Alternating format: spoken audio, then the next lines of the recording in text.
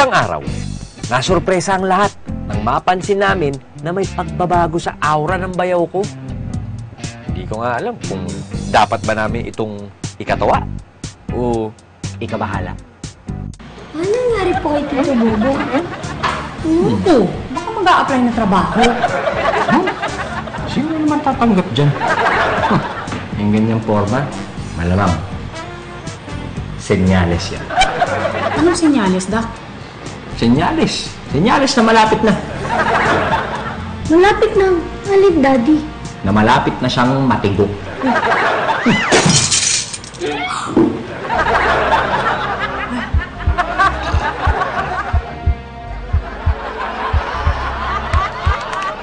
Ang bababoy ninyo! Ha? Ang tatamad ninyo! Kung hindi pa ako lumabas, hindi kayo maglilinis. Talaga naman, saksakan talaga kayo ng tamad! Isa ka pa! Ha? Ay, dapat yung budhi nyo yung nililinis niyo. May sinabi ka ba? Ang sabi niya ho, dapat daw yung budhi niyo yung nililinis kasi inaagiw na ho yata. Ulit ka pa! Isa ka pa! Ano mga budhi mo yan sinasabi mo dyan? Wala Gusto po, mo walayan ko sinabi. kayo? Ha? Sasabihin ko kayo dyan, wala kayong silbi!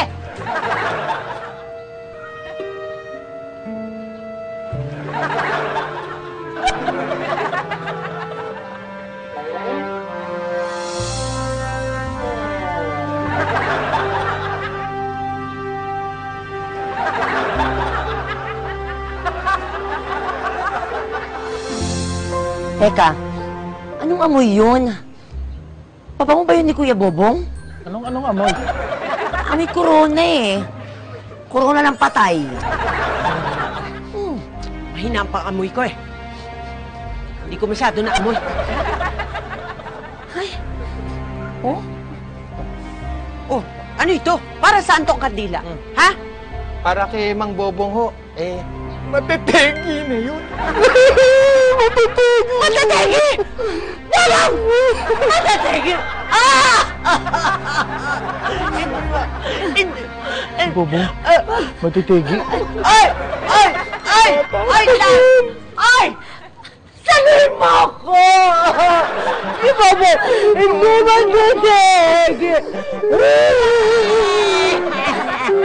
Akalain niyo bang yung pagbabagong napansin namin sa siraulo kong bayaw umabot pa hanggang sa eskwelahan ni Yumi?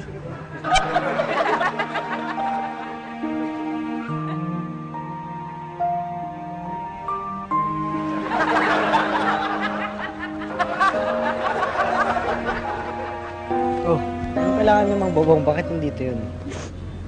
Hindi kasi nagbilin lang siya sa akin na mag-aaral daw ko ng mabuti. Tapos, huwag daw puro love life yung atupagin ko.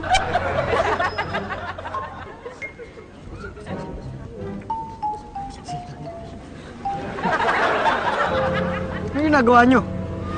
Ganyan hindi kasi nangyari doon sa kapitbahay namin. Puntahan yung tatay yung anak niya, eskwela. O tapos, Yung na pala huli nila pagkikita. Namatay kasi yung tatay. Baka ganun din si Mang Bobong. Baka matitilok na rin siya. Blessed be his soul!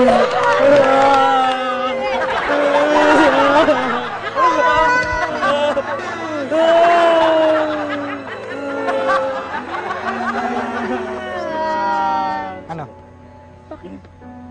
pakisipan nung... Unahin mo na nga yung apat na yan. Kasi ako... Chok to, chok.